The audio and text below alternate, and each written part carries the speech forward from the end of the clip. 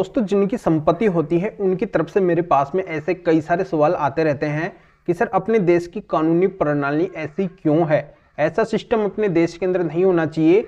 जब संपत्ति हमारी है और फिर भी हमें उस संपत्ति को प्राप्त करने के लिए इतना स्ट्रगल क्यों करना पड़ता है, थाने और कोर्ट के इतने चक्कर क्यों लगाने पड़ते हैं, हमारा इतना समय और पैसा क्यों बर्बाद होता है। बस ये क्लियरली समाधान हो जाना चाहिए कि संपत्ति अगर हमारी है तो हमें फिर से वापस मिल जानी चाहिए और तुरंत मिल जानी चाहिए। केवल डॉक्यूमेंट्स देख के हमारा ये समाधान हो जाना चाहिए, पर ये ऐसा होता नहीं है। हमारा बहुत अधिक समय और पैसा बर्बाद होता रहता है, हमें लगातार बार बार चक्कर लगाने पड़ते हैं, फिर भी हमें सॉल्यूशन नहीं मिल पाता है।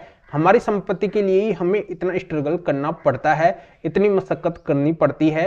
तो ऐसा कानून नहीं होना चाहिए, ऐसी व्यवस्था नहीं होनी चाहिए। तो दोस्तों, आज मैं आपको बताने वाला हूं कि बिल्कुल अब आपको भी समाधान मिलने वाला है। अब आपको बिल्कुल भी इतने चक्कर नहीं लगाने पड़ेंगे, बिना वजह परेशान नहीं होना पड़ेगा, ज्यादा पैसा खर्च नहीं करना पड़ेगा। बिल्कुल कम समय के अंदर, बिल्कुल कम पैसे के अंदर आपका समाधान होने वाला है। आपकी संपत्ति फिर से आपके हाथों के अंदर आने वाली है, चाहे उसके ऊपर कब्जा कितना भी पुराना क्यों ना हो, देश के किसी भी कोने के अंदर कहीं पे भी आपकी संपत्ति क्यों ना हो, किसी भी तरीके की आपकी संपत्ति क्यों ना हो, चाहे कोई मकान हो, दुकान हो, प्लॉट हो या फिर कृषि भूमि क्यों ना हो, हर तरह की संपत्ति से अब कब्जा हटने वाला है। पर ये कैसे हटेगा, इसके लिए आपको क्या करना होगा, तो यही पूरी जानकारी आज के वीडियो के अंदर मैं आपको अच्छे से समझाने वाला हूँ। वीडियो बहुत ही महत्वपूर्ण है, आपके फायदे का है, वीडियो को कहीं से भी स्किप नहीं करना है। और इस चैनल को अभी तक सब्सक्राइब नहीं करे हैं तो सब्सक्राइब भी कर दीजिए और साथ में बेल आइकन को भी दबा दीजिए। तो चलिए शुरू करते हैं। तो वेलकम दोस्तों, मैं हूं आपको अपने एडवोकेट जितेंद्र। तो दोस्तों, आज मैं आपको बताने वाला हूं कि अगर आपको अपनी संपत्ति से कब्जे को हटवाना है तो खुद को आपको एक तो एक्टिव रहना पड़ेगा और कुछ समय और पैसा भी आपको खर्च करना पड़ेगा। बस एक थोड़ा सा पैसा अगर आप खर्च कर लेते हैं, थोड़ा सा समय अगर आप दे देते हैं, तो आपकी लाखों करोड़ों की जो संपत्ति है वो पूरी तरह से आपके हाथ के अंदर आ जाएगी। और जो आपकी हमेशा की टेंशन है वो केवल एक ही बार के अंदर मिट जाएगी, बार बार आपको परेशानी का सामना नहीं करना पड़ेगा। तो इसमें सबसे पहली बात तो क्या आती है, सबसे पहली बात तो ये आती है कि आपके पास में अपनी संपत्ति के डॉक्यूमेंट्स होना चाहिए जिससे आप साबित कर सके कि ये संपत्ति आपकी है। बस इसी बात को अगर आप साबित कर देंगे तो आपका आधा समाधान तो इसी से हो जाएगा।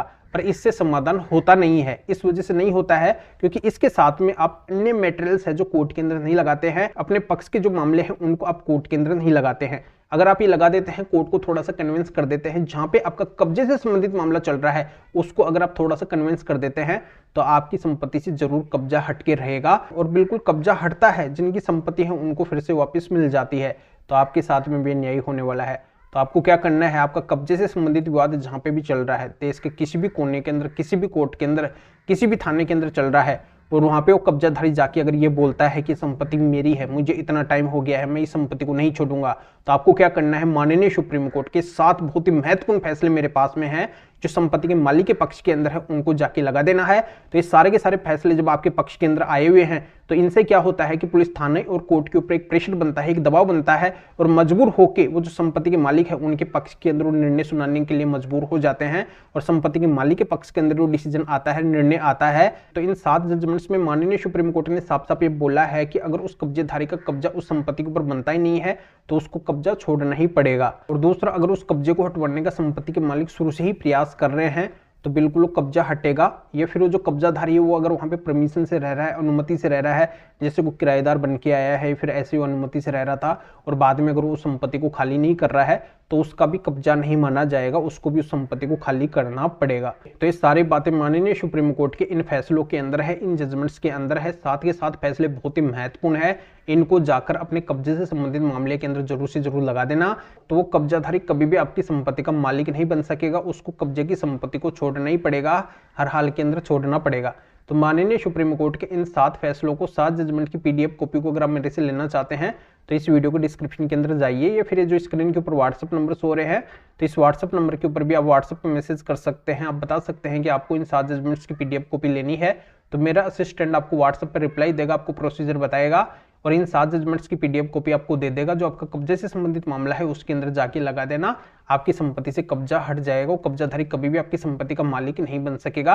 या आपकी किसी भी तरीके की कोई भी कानूनी समस्या है, मेरे से अगर फोन के ऊपर बात करना चाहते हैं तो भी आप इस व्हाट्सएप नंबर के ऊपर व्हाट्सएप पे मैसेज करके अपॉइंटमेंट बुक करवा के डायरेक्टली आप मेरे से कॉल के ऊपर, फोन के ऊपर बात कर सकते हैं, अपनी हर तरह की कानूनी समस्या का समाधान मेरे से जान सकते हैं। तो अभी आप इस वीडियो को लाइक भी करें और शेयर भी करें जो और लोगों तक भी जानकारी पहुंच सके। तो वीडियो देखने के लिए आप सभी का बहुत बहुत धन्यवाद।